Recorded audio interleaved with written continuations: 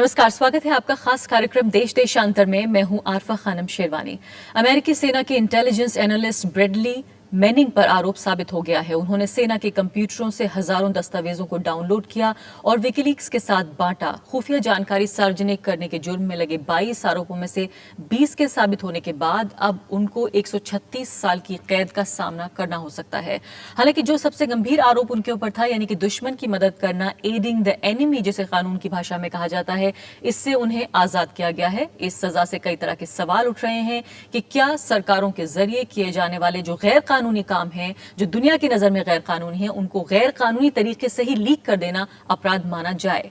क्या राष्ट्रीय सुरक्षा के बदले निजी अधिकारों की बलि दे देनी चाहिए? सवाल तो और भी कई हैं जो पत्रकारों और पत्रकारिता के भविष्य को लेकर भी हैं, खासकर खोजी पत्रकारिता को लेकर कि क्या खोजी पत्रकारों के सोर्सेज जो हैं उन पर इस तरह का जो हमला हुआ है वो पत्रकारिता पर एक तरह का हमला माना जाए। इन तमाम सवालों के जवाब अगले 30 मिनट में हम ढूंढने की कोशिश करेंगे, लेकिन पहले ये रिपोर्ट।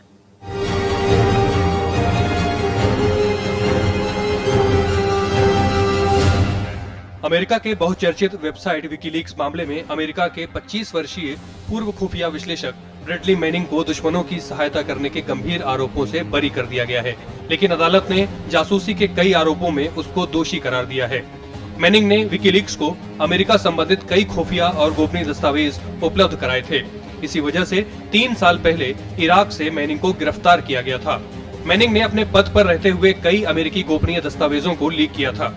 इनमें से हजारों की संख्या में इराक और अफगानिस्तान युद्ध की रिपोर्टें और अमेरिकी सरकार एवं उनके विभिन्न दूतावासों के बीच हुए गुप्त राजनयिक संचार शामिल हैं। इसके साथ मैनिंग ने अपने ऊपर लगे कुल 22 आरोपों में से 10 आरोप को स्वीकार भी कर लिया है। अमेरिका में लगातार कई जासूसी के मामले सामने आ रहे हैं। अमेरिकी खुफिया एजेंसी CIA में काम करने वाले स्नोडेन पर भी जासूसी के आरोप लग चुके हैं। अमेरिकी प्रशासन मैनिंग के मकसद पर सवाल उठाते हुए उसको गद्दार बता रहा है, लेकिन उसका समर्थन करने वाले लोग मानवाधिकारों के खिलाफ अमेरिकी नीतियों पर ही सवाल उठा रहे हैं। लेकिन कहीं न कहीं ये बहस खोजी पत्रकारिता बनाम राष्ट्रीय हित के इर्द गिर्द भी है। Bureau report, Rajya Sabha TV.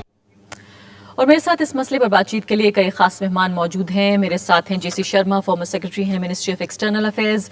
मेरे साथ DC पाठक हैं, फॉर्मर डायरेक्टर हैं इंटेलिजेंस ब्यूरो। इसके अलावा ओम थानवी जी हैं, एडिटर हैं जनसत्ता अखबार के। साइकत दत्ता हैं, एडिटर हैं DNA अखबार के। और साथ ही पवन दुग्गल भी हैं जो कि साइबर लॉ एक्सपर्ट माने जाते हैं।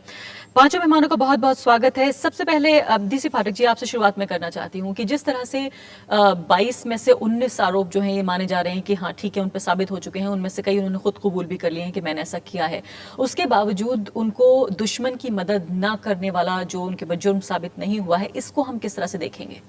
देखिए, ये ब्रेडली मैनिंग का केस USA का है, लेकिन हम समझते हैं कि इस पर चर्चा इसलिए उपयोगी है क्योंकि इससे कुछ नेशनल सिक्योरिटी से संबंधित पहलुओं को समझने में आसानी होती है। भारतीय भाषा में एस्पियोनाज का ट्रांसलेशन शायद जासूसी है, लेकिन एस्पियोनाज की डेफिनेशन के 2 भाग हैं। एक तो ये है unauthorised access to protected information, और इंफॉर्मेशन को प्रोटेक्ट करने का तरीका है security classification. So top secret, secret, confidential, ये उस कंटेक्स्ट में ये एक हिस्सा है। अब ये जो आदमी का एनालिस्ट था, I think he had natural access to that information, so he had that access. The second part of the definition is very important, जो कि हमारे ऑफिशियल सीक्रेट एक्ट के 3(1)(c) में है कि ये इंफॉर्मेशन जो एक्सेस की आपने खुफिया, वो आप कम्युनिकेट करें किसी और को, और अगर आप ऐसा करते हैं डायरेक्टली और indirectly intended to help an enemy, तो ये जो कोर कंटेंट है एस्पियोनाज का, इसमें सबसे इंटरेस्टिंग बात है कि कोर्ट ने इसी को रद्द कर दिया। उसको मान लिया कि ही डिड नॉट थिंक कि ये नेशनल सिक्योरिटी को हार्म कर रहा है, क्योंकि thousands and hundreds of thousands things he shared on the movement of this Afghanistan, this, that and the other. मुझे ये इंटरेस्टिंग लगती है बात। बाकी तो वहाँ चूँकि कॉन्जिक्यूटिव उसमें होता है, तो अगर 10 केस लेकिन हैं उसके बावजूद भी इस जुर्म तो को इतना 5 साल की करने में 50 इतना साल हो संगीन गए। माना गया उसके बावजूद भी कि 136 साल की सजा हो सकती है अगर वो इतना जिंदा रह पाए तो। नहीं, देखिए ये सब चीज़ें किसी खास देश के अपने पहलुओं से जुड़ी हुई होती हैं। हम उसको अपने कंटेक्स्ट में ट्रांसलेट नहीं करते। वहाँ लीगल सिस्टम है कि अगर 10 ऑफेंसेस हैं तो वो सीक्वेंशियल उसका पनिशमेंट हो सकता है। तो इस तरह से एस्ट्रोनॉमिकल फिगर होती है। हमारे यहाँ आपको पता होगा कि ऑफिशियल सीक्रेट एक्ट में क्लासिकल एस्पियोनाज का 14 इयर्स का जी पनिशमेंट है। पवन दुग्गल जी, ये बताइए कि साइबर वर्ल्ड में इस खबर के बाद किस तरह की खलबली है, किस तरह से इसको लिया जा रहा है?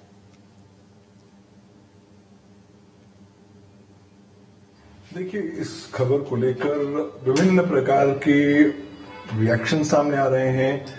पहली बात तो बुनियादी तौर पर जो डिबेट है वो सामने आ रहा है, national security versus access to information.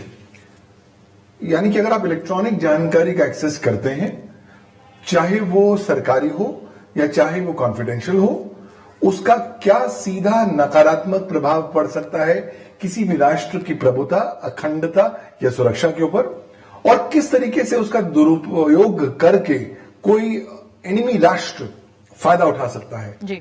ना आज के संदर्भ में जब बहुत सारे नेटवर्क्स जुड़ते हैं, कन्वर्ज होते हैं, और आज चाहे कितनी भी डिपार्टमेंट्स और सरकारें कोशिश कर लें, इंटरनेट के माध्यम से चीजें ट्रांसमिट हो जाती हैं, तो कहीं ना कहीं ये जूरिस्प्रूडेंस को दोबारा इवॉल्व होना पड़ेगा कि क्या है राष्ट्रीय सुरक्षा, जी। क्या है लोगों के राइट्स टू एक्सेस, कब उल्लंघन होता है राष्ट्रीय सुरक्षा का, जब आपका एक्सेस उस तरह की जानकारी को हो जिसका सीधा असर कॉन्फिडेंशियलिटी या स्टेट सिक्योरिटी पर पड़ता है। जी। तो इस पर अभी तक कोई डेडिकेटेड जूरिस्प्रूडेंस नहीं आया है, कोई केस लॉ नहीं बन पर आया है। तो ये एक नया डायरेक्शन में जाने वाला चीज है, क्योंकि आने वाले दशक में देखिए होगा केवल साइबर वॉरफेयर। तो इस तरह की चीजें जो हैं साइबर वॉरफेयर का एक प्रिलूड मानी जाती हैं, एक ट्रेलर मानी जाती हैं। तो किस तरीके से कानून उभरेगा उसके ऊपर हमें अपनी नजरें गड़ाई पड़नी पड़ेगी। पवन दुग्गल, आपने शुरुआत में कहा कि इसको लेकर एक बहस छिड़ गई है, डिबेट हो रही है, और खुद मैनिंग ने ये कहा है कि उनका सबसे बड़ा मकसद ये था कि जो ह्यूमन राइट्स का वायलेशन कर रही है अमेरिकी सरकार, और जिस तरह से उसने ब्लड लस्ट का जो है शब्द यूज किया है, अंग्रेजी में हम कह सकें तो किस तरह से जो खून की प्यासी सरकार है अमेरिकी, उसको लेकर एक डिबेट छिड़ सके। उन्होंने कहा उनका मकसद ही यही है। साइकत दत्ता, ये बताइए कि क्या वाकई मैनिंग के ऊपर, हम जानते हैं चार्जेस साबित हुए हैं, हम जानते हैं कि वो जेल जाएंगे, लेकिन उस सब के बावजूद जो वो चाहते थे वो कर पाए हैं? जी, अगर आप देखें तो जो वो करना चाहते थे ज़रूर कर पाए हैं, क्योंकि एक दूसरा केस का मैं आपको मिसाल देना चाहता हूँ। आज से 42 साल पहले 1971 में एक बहुत मशहूर केस था, पेंटागन पेपर्स केस। जी। उस केस में जो वॉशिंगटन पोस्ट और न्यूयॉर्क टाइम्स ने टॉप सीक्रेट और क्लासिफाइड डॉक्यूमेंट्स एक्सेस करके वियतनाम वॉर जो तब जारी था उसके ऊपर उन्होंने कई सारे रिपोर्ट्स लिखे थे। तो निक्सन की सरकार ने कोर्ट में जाकर उस स्टोरीज को रोकने की कोशिश की कि ये टॉप सीक्रेट मटेरियल और इसको नहीं। तो यूनाइटेड स्टेट्स सुप्रीम कोर्ट के पास जब ये केस गया 15 दिन के बाद, तो जजेस ने 9 जजेस का बेंच था और 6 जजेस ने मेजॉरिटी वर्डिक्ट ये दिया कि देखिए, जब भी जंग होता है या देश जो भी कुछ करता है उसको सिर्फ आप सीक्रेसी में रखेंगे तो डेमोक्रेसी में कभी बेनिफिट नहीं मिलेगा। इन चीज़ों में थोड़ा बहुत ट्रांसपेरेंसी रहना चाहिए, जिससे कि जो लोग आपको सरकार को वोट देते हैं, डेमोक्रेसी में जो आपको ताकत देते हैं, उन तक जानकारी पहुंचना बहुत ज़रूरी है। इससे आपके ऊपर एक चेक और बैलेंस रहेगा कि आप जो भी डिसीजंस ले रहे हैं, चाहे वो नेशनल सिक्योरिटी के नाम से ले रहे हैं या नेशनल इंटरेस्ट से, उन सब चीजों पे लोगों की निगरानी बनी रही है, और ये जो डिसीजंस वो लेते हैं वो ठीक है या गलत है ये जनता आप डिसाइड कर सके। तो उसके बाद से आज तक अमेरिका में किसी भी पत्रकार पे आप रोक नहीं लगा सकते हैं कि वो अगर सीक्रेट इंफॉर्मेशन हो या क्लासिफाइड उस पे वो कहानी लिख सकते हैं और छाप भी सकते हैं। लेकिन इसके साथ साइकत, कई बार अभी हाल ही में ये भी प्रकाश में आया है कि अमेरिकी सरकार ने जो है वो कम से कम 2 पत्रकारों से न्यूयॉर्क टाइम्स के ये पूछा कि वो अपने सोर्सेज बताएं कि उन्हें ये खबर कहां से मिली, वरना जेल जाएं। जी, पर अगर आप देखें, पत्रकारों ने ये कह रखा है कि हम लोग इस सोर्सेस को अभी नहीं बताएंगे, और जबकि 1-2 महीने के लिए एक टाइम मैगजीन के एक पत्रकार, काफी सीनियर पत्रकार जेल जा भी चुके हैं अपने सोर्सेस को प्रोटेक्ट करने के लिए।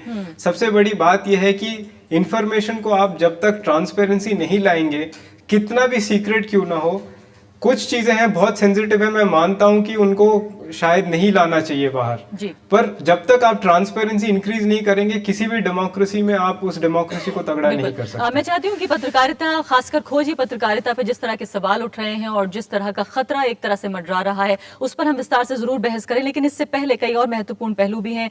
जैसे शर्मा, ये बताइए, चूंकि आपने विदेश मामलों को बहुत करीब से देखा है, ये हम कैसे तय करेंगे कि राष्ट्रीय हित का जो उल्लंघन है वो कहाँ हो गया, कहाँ वो खुफिया जानकारियां जो दरअसल एक सरकार खुद गैर कानूनी तरीके से कर रही थी, चाहे दूसरे देश के खिलाफ, जैसे यहाँ पर बात है अफगानिस्तान की, इराक की, कई मामलों में ईरान को लेकर भी जो खुफिया तरीके से जंग की तैयारियां हो रही थी, वो भी जो है केबल सामने आई हैं। तो किस तरह से हम इनके बीच फर्क पैदा करेंगे? देखिए, कोई तो हमें निकालना होगा। ये जो सारा विवाद का विषय यही है कि राष्ट्रीय सुरक्षा, और उसको मैं थोड़ा बल्कि व्यापक रूप दूंगा, राष्ट्रीय हित, उसको और जो है इंफॉर्मेशन, सूचना, सब जो है पारदर्शिता में समन्वय कैसे लाया जाए, यही चुनौती है। अब आप दोनों इस तरफ से स्थिति देती, हम पारदर्शिता के, सभी गणतंत्र देश पारदर्शिता चाहते हैं और होना चाहिए, जैसा यूएस सुप्रीम कोर्ट के जजमेंट की बात उन्होंने बताई, वो बिल्कुल उचित है। पर अब दूसरे सिनेरियो भी हैं। कोई भी व्यक्ति जिसके पास ये सूचना है और वो ऐसी सूचना लीक करता है जिससे आपके जो ऑपरेशंस हैं उनको नुकसान पहुंचता है। इसमें भी एक बात हुई थी कि विकीलीक्स के कारण एक यूएस की राजदूत थी जो सीआईए के लिए काम करती थी, और उनका सीआईए का कवर जो है हट गया, वो हट गया उसके कारण, और इससे उनको खतरा पैदा हो सकता था। मैं व्यक्तिगत रूप से इस स्थिति का मुझे थोड़ा सा ज्ञान है कि जब हमारे यहाँ भी पंजाब में चल रहा था मूवमेंट, तो लोग लूज टॉक करके कि ये दूतावास में ये व्यक्ति जो है ये विदेश सेवा का नहीं है, ये बाहर के हैं, ये इस तरह की बात जो है करना, तो ये हमें करना होगा कि एक व्यक्तिगत सुरक्षा, किसी व्यक्ति के जीवन को उससे नुकसान ना पहुंचे, कि पारदर्शिता ऐसी जिससे हमारे लोग कुछ जो वो ये नहीं सोच रहे हैं कि वो कोई गलत काम कर रहे हैं, वो एक काम, नौकरी उनकी है, और जिसमें पाठक जी ज्यादा जानते हैं कि हम राष्ट्र हित में ये सूचना प्राप्त कर रहे हैं और उन व्यक्तियों का कवर कोई खत्म कर दे। लेकिन जैसे शर्मा ये बताइए कि ये कहाँ तक जायज है कि सरकारें, जो चुनी हुई सरकारें हैं जिनको तमाम हक हैं, वो सरकारी तरीके से हर काम कर सकती हैं, हर गैर कानूनी काम करें, लेकिन वही बात अगर बाहर आ जाती है तो वो राष्ट्रीय हित के लिए खतरा बन जाती है? नहीं, बिल्कुल, इसीलिए ये एक अच्छा मौका है कि क्या गुप्त है और क्या गुप्त नहीं है, और किस प्रकार की गुप्त सूचना को देने से कितना बड़ा अपराध वो है, इस पर मैं समझता हूं इस विवाद के बाद और अच्छी परिभाषाएं निकलेंगी और उसका अच्छा कुछ लाभ भी होगा। दोनों तरह की बातें। आपको याद शायद हो कि सेकेंड वर्ल्ड वॉर से पहले विंस्टन चर्चिल को किसी के पास क्लासिफाइड इंफॉर्मेशन थी और कानूनन वो इंफॉर्मेशन विंस्टन चर्चिल को नहीं दे सकता। उसने विंस्टन चर्चिल को वो इंफॉर्मेशन दी जिसके आधार पर विंस्टन चर्चिल ने पोजीशन ली कि हमें ये अपीजमेंट की नीति छोड़नी चाहिए और हमें जो है तैयारी युद्ध की करनी चाहिए, और वो मैं ओम स्टैंड थानवी लिया। साहब को बहस में शामिल करना चाहती हूँ। ओम थानवी, ये बताइए कि जो लीक की बात की जा रही है, ये भी कहीं ना कहीं जो पब्लिक का, आम जनता का हित है, उसी के लिए उद्देश्य कम से कम ये बताया जा रहा है कि हम इसलिए करना चाहते हैं, क्योंकि अगर ऐसा होता तो शायद इस इन्फॉर्मेशन को बेच के मैनिंग पैसा कमा सकते थे, लेकिन उन्होंने वैसा नहीं किया, तो उनकी ईमानदारी पे कोई शक नहीं है कि वो पब्लिक गुड के लिए करना चाहते थे। ये जिस तरह का इन्वेस्टिगेटिव जर्नलिज्म ज्यादातर जो किया जाता है वो पब्लिक गुड के लिए किया जाता है, उसको हम कैसे अलग करें, और जो राष्ट्रीय हित की बात सरकारें करती हैं हम उसे कैसे अलग करें? देखिए, राष्ट्रीयता एक बड़ी अच्छी चीज है, लेकिन दूसरी तरफ बहुत बुरी चीज भी है। बुरी इस मायने में है कि हम एक बहुत संकीर्ण घेरे में गिर जाते हैं। आज जब हम भारत से जब ये नारा निकला है वसुधैव कुटुंबकम, आज सारी दुनिया जो है सारी पृथ्वी को एक गांव मानने की बात करती है, हम वापस छोटे छोटे दड़बों में गिर जाते हैं।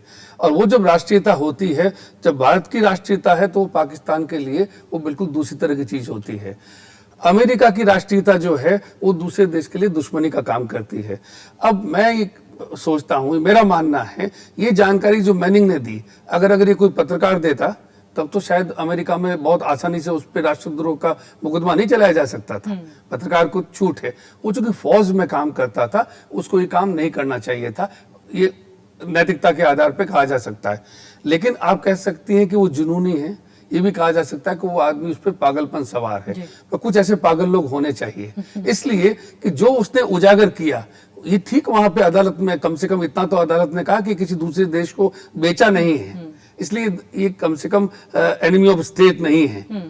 लेकिन उसने जो किया वो मानवता के हित में किया, इस मायने में कि जो वहां पे अमेरिका की फौजें जितना रस ले रही थी वहां पे निर्दोष लोगों को मार के, उसने वो सारी तथ्य सामने लेके आया कि उसमें तक रॉयटर का फोटोग्राफर मारा गया, उसका ड्राइवर मारा गया। हमें कब पता चलता कि रॉयटर जैसी एजेंसी का फोटोग्राफर मार दिया, एक पत्रकार मार दिया गया, उसका ड्राइवर मार दिया गया। उसने बताया कि देखिए हम जो है वो निर्दोष लोगों को भी मार रहे हैं और ये जो है नैतिकता नहीं है। ये उजागर करके आप एक अर्थ में मानवता को थोड़ा बचाने की कोशिश करते हैं। ओमथान, आप ये कह रहे हैं जो असुविधाजनक सच है, अगर वो किसी सरकार के लिए जो असुविधाजनक है वो अगर दुनिया के सामने लाया जाता है, वो अगर जुर्म है, तो हमारे पास कोई तरीका नहीं है कि हम उस आदमी को बचा सकें किसी तरह से। आप दूसरा उदाहरण देखिए, जरा अमेरिका से हट जाइए।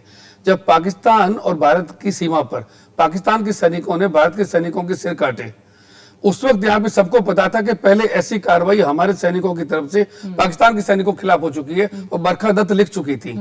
अब ये सवाल खड़ा किया जा रहा है कि बरखा दत्त उस वक्त क्यों नहीं बोली, तो बरखा दत्त पहले लिख चुकी थी और उनकी जो खबर थी वो नेपाल तक की पत्रिका में छप चुकी थी कि हमने अपनी आंख से देखा है। और इसी तरीके से और भी हिंदुस्तान टाइम्स की भी पत्रकार थी। सवाल है कि उस वक्त कोई अगर साहस करके बोलता है तो वो जो उस वक्त जुनून सवार हुआ दोनों देशों के बीच में कि एक के बदले में 10 सिर काट के लाए जाएंगे और अचानक बचा जा सकता था, क्योंकि एक व्यक्ति साहस करके कहता कि नहीं गड़बड़ हो रही है और ये गड़बड़ जो है इस तरह की है, तो हो सकता है कि उसको जिंदगी जेल में काटनी पड़े। बहुत महत्वपूर्ण बात कही है ओमथानवीर ने, कहा है कि इस तरह के कुछ लोग जो शायद अपनी जिंदगी दांव पर लगाकर इस तरह की जो सूचनाएं हैं वो हमारे सामने लेकर आते हैं, उस तरह के जुनूनी और कुछ हद तक उन्हें पागल भी कह सकें, ऐसे लोग शायद मानवता के हित के लिए बहुत जरूरी है। ब्रेक पर हम जा रहे हैं, वापस आते हैं जल्द।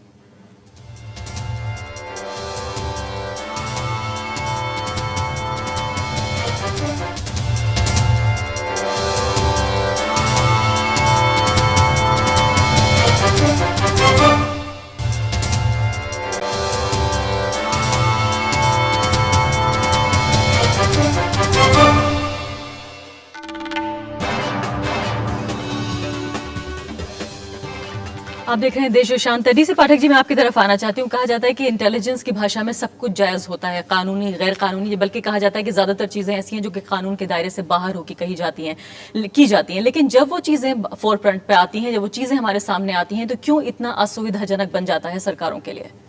देखिए, आपने जो सवाल पूछा है ये खास तरह का कंफ्यूजन मैं हमेशा देखता हूँ कि पूरी डिबेट में रहता है, मैं उसको साफ करना चाहता हूँ। देखिए, ये इंफॉर्मेशन लेने की बात नहीं है, प्रोटेक्टेड इंफॉर्मेशन तक पहुंचने की बात है। हर इंफॉर्मेशन प्रोटेक्टेड नहीं होती है और कम से कम देश को जो चला रहे हैं उनकी इंटेलिजेंस को, इनकी विजडम को आपको मानना पड़ेगा, सही या गलत, कि वो समझते हैं कि ये इंफॉर्मेशन लीक नहीं होनी चाहिए। और जो सिक्योरिटी रिलेटेड इंटेलिजेंस होता है वो आम आदमी के बारे में नहीं होता, दुश्मन के बारे में होता है, सो कॉल्ड एनिमी और adversary. So with these two qualifications आप ये ओपननेस और ये सब इशू जो है ना, they don't fit in with this understanding that we are talking of aspects of security. लेकिन देखिए, हमने प्रोग्रेस किया। लेकिन जो एक देश के लिए सिक्योरिटी है वो दूसरे देश के लिए तो असुरक्षा बन रही है। नहीं, सवाल ये कि जिसके लिए सुरक्षा बन रही है वो अपना जो चाहे करे। लेकिन अगर उनको एक्सेस नहीं है और अगर कोई भला आदमी जो समझता है कि शायद ह्यूमन राइट्स ज्यादा महत्वपूर्ण है राष्ट्रीय हित के मुकाबले, अगर वो वापस लाता है। हमारे शर्मा साहब है ना, वो डिप्लोमेसी के through will launch such a pressure कि you are not acting according to our interest, और उसके तरीके होते हैं। बट वहाँ के सिटीजन्स को हक तो है कि कहीं उनका तो वो नहीं हो रहा, लेकिन हम यहाँ से बैठ के ये डिसाइड करें कि अमेरिकन गवर्नमेंट विल डिसाइड कि प्रोटेक्टेड इंफॉर्मेशन कौन सी होगी, ये थोड़ा ज़्यादा मुझे लगता है कि being generalise too much. But देखिए, हमारे यहाँ प्रोग्रेस हुई है। RTI एक्ट में एक मुझे इस बात की खुशी है, 8(1) सेक्शन है जी। जिसमें लिखा है कि किस तरह की बातें आरटीआई के एप्लीकेंट को नहीं दी जा सकती। जी।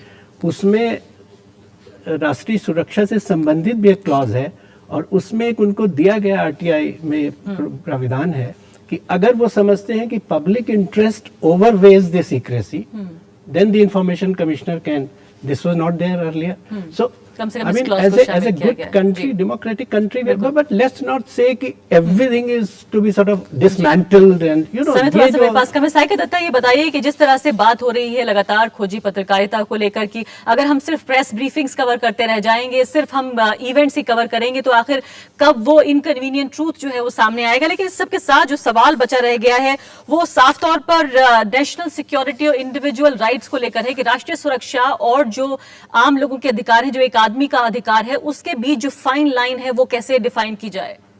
नहीं, पहले तो मैं ये नहीं मानता कि कोई फाइन लाइन है बिटवीन ह्यूमन राइट्स और नेशनल सिक्योरिटी। देखिए, ह्यूमन राइट्स, एक सिटीजन, एक नागरिक के तौर पे अगर सरकार मुझे सिक्योर करना चाहती है तो मेरे जो ह्यूमन राइट्स हैं उसको भी तो सिक्योर करना पड़ेगा। अगर मेरे ह्यूमन राइट्स को आप उल्लंघन करेंगे फिर ना तो मेरा सिक्योरिटी रहेगा और ना नेशनल सिक्योरिटी का। तो मेरे ख्याल से दोनों बातें अलग नहीं है। दूसरी बात, ये अगर हम मैनिंग वाले एपिसोड देखें, इसके पीछे एक कहानी है। वो कहानी जैसे तन्वी साहब ने कहा है, ये इराक वॉर में है। इराक वॉर एक झूठे कारण के वजह से इराक में जंग लड़ा गया।